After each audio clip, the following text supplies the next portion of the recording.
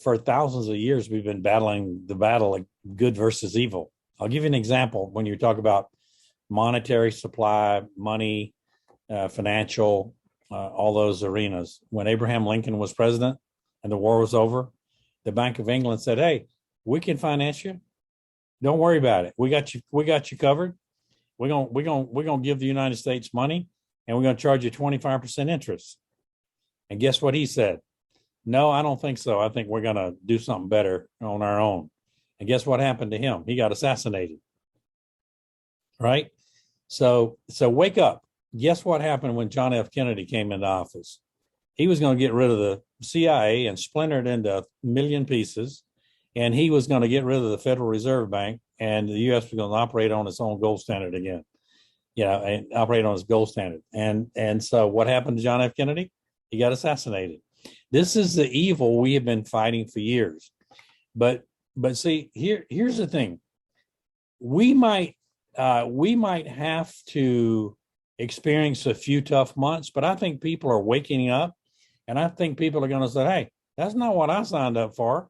That's not what I voted into office. Hey, I am sick and tired of this. We want a better life for our family." And I ask you to say, "Hey, is the God you serve bigger than the giant you see?"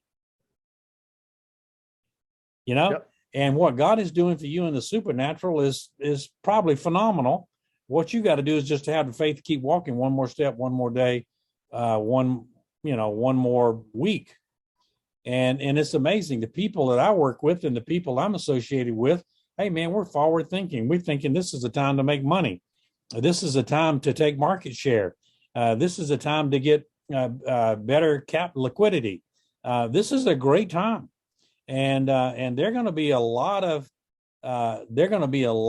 very wealthy people created in the times that we're living in right now. And so am I fired up about this? You bet. Because anytime there's adversity, there's opportunity. And the opportunity is at hand.